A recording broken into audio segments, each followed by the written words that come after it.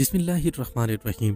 بات ہر بار مجبوریوں کی نہیں ہوتی، کبھی کبھی لوگوں کا دل بھی بھر جاتا ہے۔ جتنی خاموش رہو گے اتنی عزت محفوظ رہے گی۔ عقل جتنی چھوٹی ہوگی زبان اتنی لمبی ہوگی، کیونکہ برتن وہی شور کرتا ہے جو خالی ہو۔ یاد رکھو، جب تک اپنی نجات کا یقین نہ ہو کسی گنہگار کا مذاق نہ اڑاؤ۔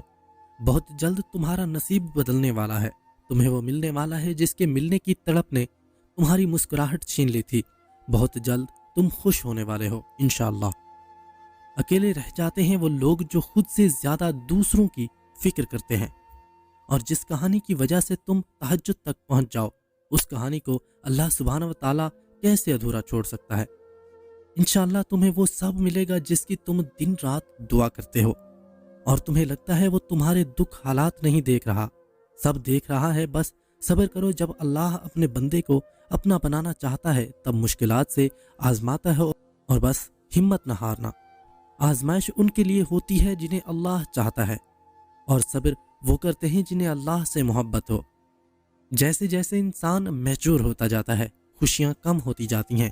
بس صبر رکھو، کیونکہ اس آزمائش کے بعد تمہارے لیے قبولیت کا وہ مقام ہے جہاں مانگنے سے پہلے عطا کر دیا جاتا ہے۔ حضرت علی رضی اللہ تعالیٰ عنہ نے فرمایا، غربت انسان کو اپنے ہی شہر میں اجنبی بنا دیتی ہے۔ سنو، دعائیں وقت لیتی ہیں، لیکن وہ قبولیت سے پہلے تمہارا صبر آزماتی ہیں، اور جلد ہی اللہ تمہارے لیے ایسا معجزہ بھیجے گا جس کی نہ کوئی حد ہوگی اور نہ ہی کوئی اختتام۔ سنو، اللہ کے ذکر میں ہی تمہارے سب دکھوں کی دوا ہے۔